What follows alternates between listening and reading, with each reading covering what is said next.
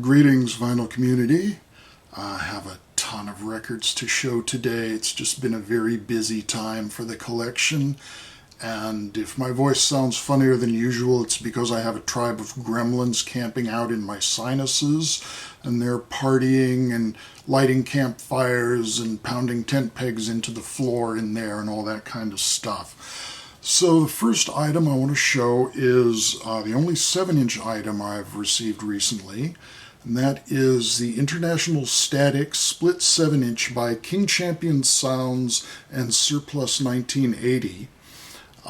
King Champion Sounds is, I believe, from Holland, and they're kind of krautrock-like. Their track is Cerebrum Bum. It reminds me in particular of Guru Guru. And the Surplus 1980 side is the brainchild of Mo Stiano, who put this package together. Their track is We Don't Understand the Words. Appropriately enough, it's an instrumental with it's a more composed piece. It takes a modular approach to composition with a lot of use of repetition, but also constantly changing, because each little module would involve repeating a riff and then suddenly shifting to a completely different idea. And this is just beautifully packaged in this vellum wrapper, which is secured by a vintage postage stamp that's different on every copy. And the art is applied to the vellum with rubber stamps. And I won't try and get the actual sleeve out of the wrapper because it kind of wrinkles the wrapper every time I try to do that, but there's also an insert with the credits. The vinyl itself is very heavy, so it's a real quality package and worth looking into. There was a big record show at KUSF on Sunday, and I will be showing the items that I picked up there, starting with one of my all-time favorite albums. This is an upgrade copy. So this is going to be the copy for me. An original Crazy World of Arthur Brown on the track label. And there were a lot of different pressings of this. I guess if you go on Discogs, you'll see that it's from different pressing plants. Different copies have label variations, different typefaces, and so on. And also different inner sleeves. This was the inner sleeve that I remember from back in the day, solid black. Other copies will have a white inner sleeve, and some have inner sleeve advertising. Records on the Atlantic label, since Atlantic was distributing the track release. Next, some great prog rock from the mid-70s, Red Queen to Gryphon 3 by Gryphon. This was their third album and the only one to be released in the USA. This is from 1974, and around this time, Gryphon was opening for Yes on Yes's Relayer tour. And that is where I first heard of Gryphon. I didn't see them performing with Yes, but I heard them on the radio broadcast as the King Biscuit Flower Hour, presenting both Yes and their opening act, Gryphon. I did see Yes on that tour, but it was with a different opening act when they were here on the West Coast. And this is very classically oriented. This is their only all-instrumental album. It's in 4 movements, you might say. There are 4 tracks, but they're titled Opening Move, Second Spasm, Lament, and Checkmate. So there's a definite unity and a theme going in here. 5-piece band featuring recorders, crumb horns, bassoon, as well as the typical rock implements. So this is just a classic album for interesting, compositionally oriented progressive rock. Another one that's been missing from my ECM collection, Balladina by Tomasz Stanko, a Polish trumpeter. He's here accompanied by Tomasz Szukalski on saxophone and rhythm section of Dave Holland on bass and great Finnish drummer Edward Vesala. And Edward Vesala in particular just makes a tremendous showing. This is a real classic of the ECM sound. Familiar from ECM, but not on ECM. This is a Jan Garbarek's Esoteric Circle with Terje Rypdal. This is the same lineup as on Garbarek's Afrique Pepperbird release on ECM. Garbarek and Terje Rypdal on guitar, Arild Andersen on bass, and John Christensen on drums. Now, using Terje Rypdal's name on the cover is a bit of a tease because this doesn't have the usual sound you might expect from Terje Rypdal. He uses a much more clean tone, not that roaring and highly evocative kind of guitar sound that he uses on his own solo recordings. Next up, I Talk with the Spirits by Roland Kirk from 1964. This is the only Roland Kirk album where he sticks to flute only, and the most famous piece on here is his original recording of Serenade to a Cuckoo. And if you know the first Jethro Tull album, you've heard their cover of that, and really need to hear Roland Kirk's album because it's Roland Kirk's version because it's brilliant. Paul Rutherford on solo trombone, The Gentle Harm of the Bourgeoisie, the title being a reference to the Buñuel movie, The Discreet Charm of the Bourgeoisie. This is a recording on the Eminem label, who've done a lot of amazing stuff in the free jazz realm. And this is improvised work using a lot of extended techniques and unusual sounds on the trombone. He gets some percussive effects and presents some of his poetry on the back sleeve. Double Bass by Niels Henning Ørsted Pedersen, or NHOP, and Sam Jones. This is not just bass duets, it's the two bass players leading the ensemble. Philip Catherine is on guitar, and unusually for a jazz combo plays acoustic classical guitar, nylon string guitar, and the rhythm section is Billy Higgins on drums. Obviously the bass players aren't the rhythm section because they're the leads, and Albert Tootie Heath guests on percussion. They do a lot of standards. You've got Falling in Love with Love, I Fall in Love Too Easily. There's a version of Giant Steps, Au Privav, a couple of original pieces, and a version to end with of The Little Train from the Bachianas Brasileiras by the Brazilian composer Villa-Lobos. Archie Shepp, There's a Trumpet in My Soul. I haven't had a chance to listen to this. This is an album from 1975 on the Arista Freedom label, presented as an album-length suite in various parts with Archie Shepp on tenor and soprano, Charles Majid Greenlee on trombone, Ray Draper on tuba, Roy Burrows and Alden Griggs on trumpet and flugelhorn, Walter Davis Jr. on electric piano, Dave Burrell on piano, and Brandon Ross on guitar. John Coltrane, Crescent, one of the classics by the Classic Quartet on the Impulse label. This copy is, I think, the second pressing, so not the original Impulse, but the orange design still. And another by John Coltrane, Africa Brass Volume 2, follow-up to the original Africa Brass that was released during Coltrane's lifetime, or towards the beginning of his tenure with Impulse Records. This is a posthumous release, follow-up, and this is the big band material that was arranged by Eric Dolphy. And it includes a version of Greensleeves, which was also on the original Africa Brass, which was one of the very first, might have been the very first tune I ever heard by John Coltrane.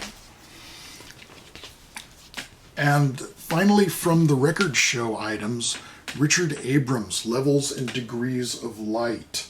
This is a remarkable piece of jazz from the AACM school, one of the first releases, release on Delmark from the 60s, and this is Abrams on clarinet and piano, Anthony Braxton on saxophone, Leroy Jenkins on violin, Maurice McIntyre on tenor, Gordon Emanuel on vibes, providing a beautiful opening to this album, Charles Clark on bass, Leonard Jones on bass, Thurman Barker on drums, Penelope Taylor on vocal, and David Moore, poet, who starts side 2 off with a very portentous recitation. That was Richard Abrams before he added the Muhal to his name. This is also Muhal Richard Abrams, Young at Heart, Wise in Time, also on the Delmark label. And this is 1/2 solo piano and 1/2 band with Leo Smith on trumpet, Henry Threadgill on alto, Lester Lashley on bass, and Thurman Barker on percussion. It's a little confusing because the band side is listed on the back as side A, but on the actual record, side B is the band side and side A is the solo piano side. And I did check the matrices to make sure that it wasn't just that the labels were on backwards. They also have the title reversed on the labels. Rather than Young at Heart, Wise in Time, it's Wise in Time, Young at Heart on the labels. The spine, as the title is simply Wise in Time. So I guess they just want to keep us guessing. And another AACM artist on Delmark, this is a real grail for me. Joseph Jarman, As If It Were the Seasons. I've been looking for this for a long time, and I couldn't believe this copy. This is apparently the original pressing. I was expecting to find the purple cover, but it seems that the purple cover was the later pressing. This is the original, and this is still sealed. I couldn't believe my luck when I found this. And as you can see, I haven't been able to bring myself to break the shrink wrap yet. From 1970, the Soul album by MacDonald and Giles. Ian MacDonald and Michael Giles were founding members of King Crimson, who left after the first King Crimson album and recorded what some would consider to be a companion album, or perhaps the other side of the coin to the second King Crimson album, In the Wake of Poseidon. The albums have a number of connections, including both having the same rhythm section, Michael Giles on drums, joined by his brother Peter on bass, and both include, this album includes a song titled Flight of the Ibis, which is Ian MacDonald's music that originally went with the lyrics that are Cadence and Cascade on In the Wake of Poseidon. When Ian left King Crimson, he took his music with him, and Robert Fripp wrote new music for Cadence and Cascade. So for this album, Ian got new lyrics from King Crimson's publicist, B.P. Fallon. This is very much progressive rock, but a different attitude to it from King Crimson. This is a much more upbeat, light-hearted approach to progressive rock. It doesn't have the sinister quality that King Crimson always liked to project.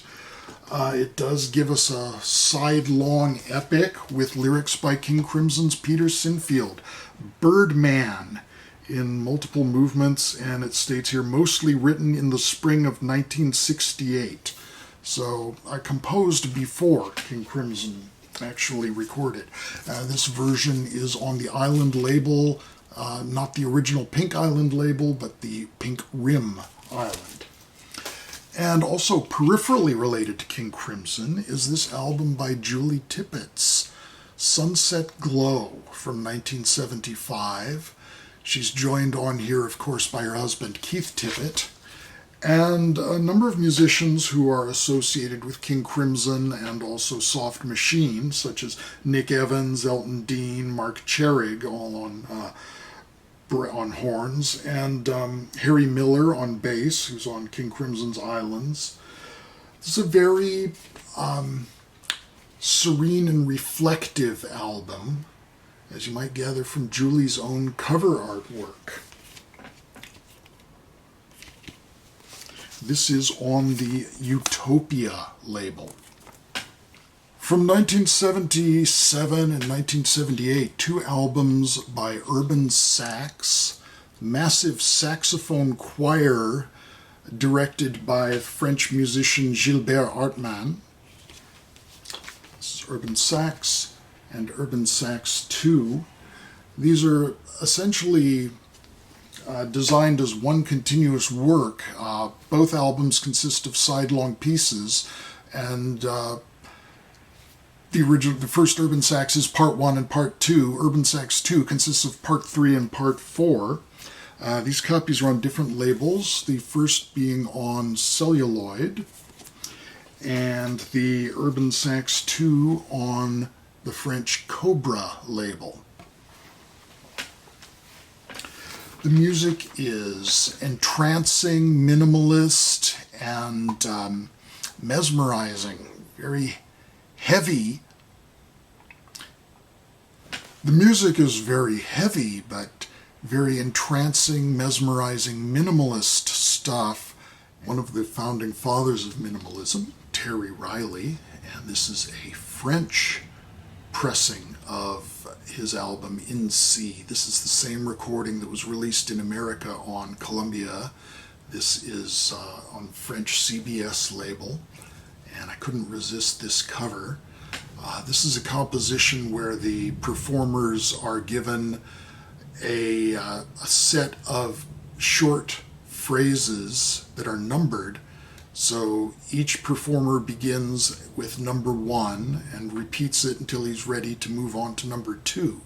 So the music changes at different times with the different performers' whims, but they're asked not to get too far out of phase. I'm going to try to go through the rest really quickly because I'm fading out, so I'll save some of these for later. But from 1984, Jamaaladeen Tacuma, Renaissance Man, and that is one sharp-dressed Renaissance man on the cover. This includes his realization of Dancing in Your Head by Ornette Coleman, the tune that Ornette himself called Theme from a Symphony on the album Dancing in Your Head. And Ornette himself guests on alto saxophone. This album also has an appearance by Bill Bruford, of all people. Excellent set of funky jazz, and that leads into Ornette himself from 1971, his orchestral composition Skies of America, with the London Symphony Orchestra alternating with the jazz sections where Ornette himself plays. Steve Lacy, the great soprano saxophone specialist, joined on this album by Steve Potts, also on soprano saxophone, Ron Miller on bass, and Oliver Johnson on drums. So with that 2 horns, bass, and drums line up, but no chordal instrument, you get that nice open feel, and that's something I also meant to say about the Tomasz Stanko Baladina album way back at the beginning. And this is on the Adelphi label from 1977. From 1976, Dave Holland, who was also on that Tomasz Stanko Baladina album, and Sam Rivers, duets for saxophone and bass, each being a sidelong Sam Rivers composition. They did a second album follow-up to this, also on the IAI, Improvising Artists, Inc. label. And Dave Holland also plays on this double LP, the London Jazz Composers Orchestra, with one disc devoted to music by Barry Guy, recorded in 1987, and then the other disc, compositions by Anthony Braxton, recorded the following year. This copy has some weird damage because somehow it got glued together in a pattern that matches the label of the LP, so I had to do a little fix-it on that, but it's good enough. Interesting improvisational work. For something completely different, little 20s blues jazz with Ma Rainey. First heard of Ma Rainey in the lyrics to Bob Dylan's song, Tombstone Blues, where he spoke about Ma Rainey and Beethoven. And I didn't know Ma Rainey was even a name. I thought maybe that was a nationality. He was talking about Moranian Beethoven. So it was like Moravian. And this is some wonderful stuff from the 20s and been back in the 70s, 1975. Here's the second solo album by Edgar Froese of Tangerine Dream with his son, who appeared on all those early albums somewhere. Epsilon in Malaysian Pale, two wonderful synthesizer and mellotron soundscapes from Edgar Froese. Finally, a lot of you guys make these thrift shop finds that I'm so jealous of. You say, oh, I went to the thrift shop and I found a couple of Butcher covers and some Sun Ra's on Saturn and a couple of Deep Groove Blue Notes. I never see anything but old Barbra Streisand and Johnny Mathis albums, maybe some Arthur Fiedler and the Boston Pops, but I did at the ASPCA thrift shop in Burlingame, California, come up with Alan Stivell, Renaissance of the Celtic Harp from 1971. It's a British pressing, and this is, as it says, Celtic music for the harp, mostly solo, but he does have a large group of accompanists as it goes along, and includes a little electric folk before it all ends. That's all for now. Thank you for watching, and I'll see you again soon. Be well.